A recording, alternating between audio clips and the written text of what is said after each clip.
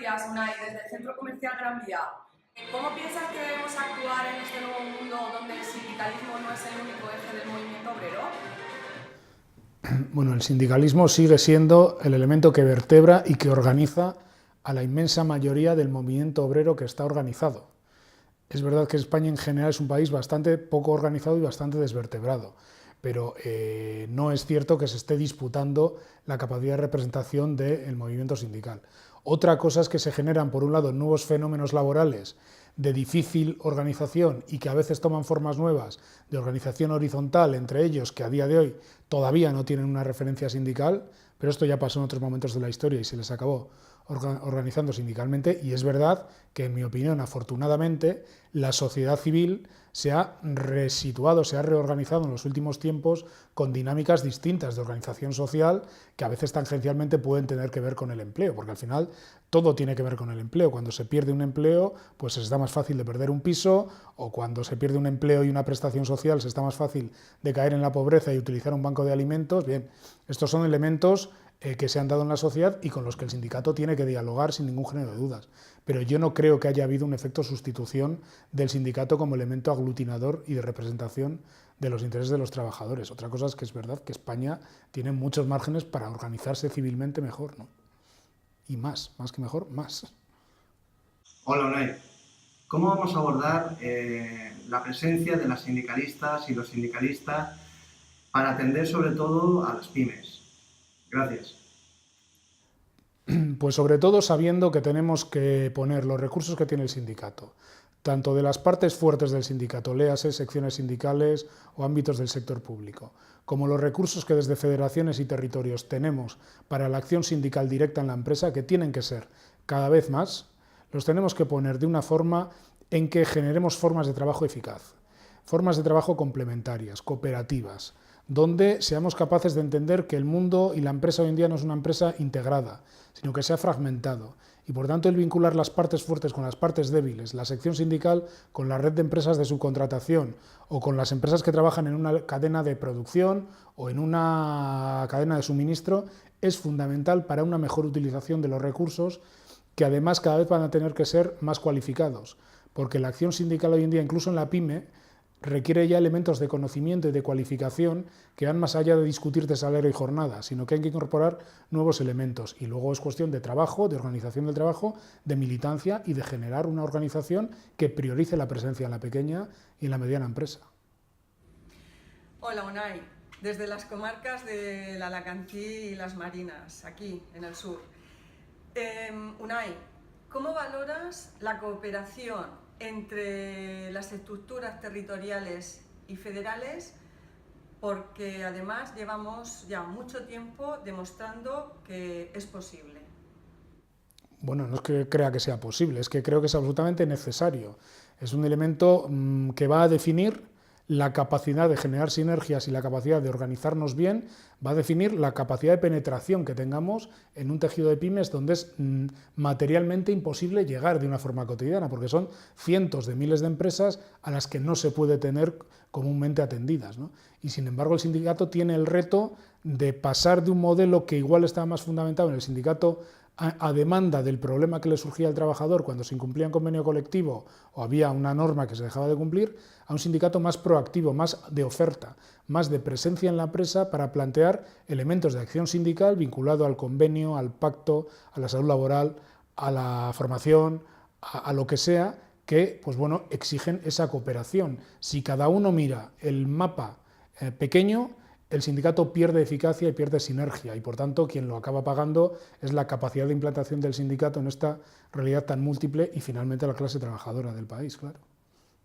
Buenos días, Unai. ¿Consideras que los resultados del debate congresual respaldan las aportaciones y exigencias que nuestra afiliación ha hecho del repensar el sindicato?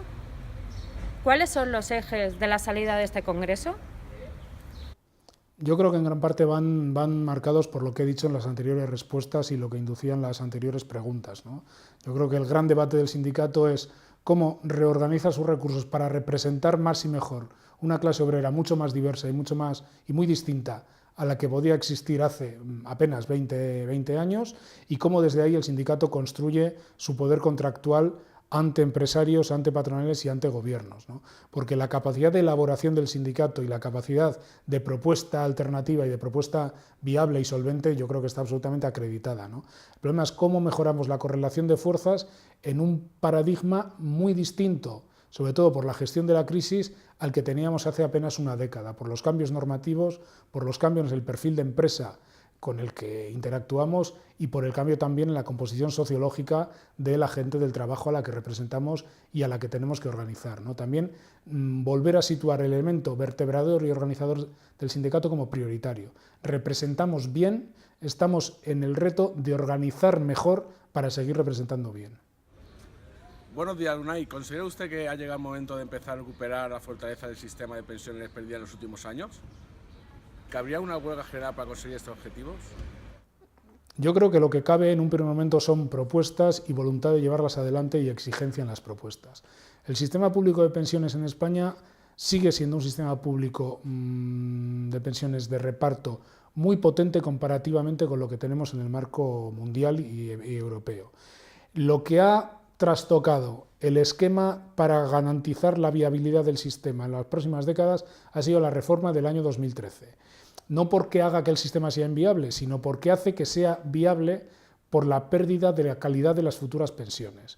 Y este país necesita una discusión política, es cuánta parte de la riqueza que genera quiere dedicar a las pensiones públicas. Y si está dispuesto a destinar lo que hoy en día, por ejemplo, dedican Francia o Italia, el sistema es viable. Y hay que pensar cómo se financia en cada uno de los momentos por las distintas exigencias demográficas y de otro tipo que vamos a tener en las próximas décadas. Estructura de ingresos, corrección del factor de sostenibilidad y revisión del factor del índice de revalorización son los tres elementos que ahora mismo el sindicato plantea como de reivindicación y que tendrían que llevarse adelante a través de un acuerdo social y de un acuerdo político, porque si no, si se pierde el consenso político en torno al sistema de pensiones, empezamos a tener problemas. Si eso es así, el sindicato debe estar en la vía de la negociación; si eso no es así, el sindicato debe estar en la vía de la movilización. Buen día, Unai. En los últimos años, las mujeres de comisiones obreras han ido ganando espacios de responsabilidad y decisión. Aunque falta mucho todavía para conseguir una igualdad real. ¿Cómo valoras este proceso y lo que queda por hacer? ¿Y qué papel juega el feminismo en este proceso? Bueno, yo creo que el feminismo es la ideología de la igualdad que ha tenido que impregnar el sindicato para que las mujeres paulatinamente hayan ido ocupando no solo cuantitativamente, sino también cualitativamente las responsabilidades que deben ocupar, porque son la mitad de la población. Lo que pasa, claro, el sindicato no es una isla.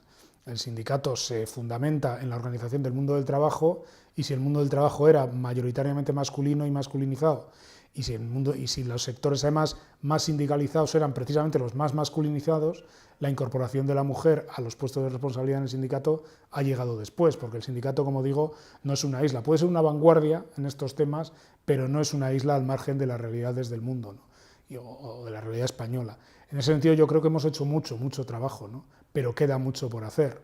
La incorporación de la mujer en términos cuantitativos pues seguramente se ha dado ya en el sindicato, en términos cualitativos se está dando, y yo creo que el reto también es que esta incorporación sea una incorporación que aporte una nueva visión de las cosas, una visión de carácter relacional y organizacional distinto que yo creo que el sindicato necesita.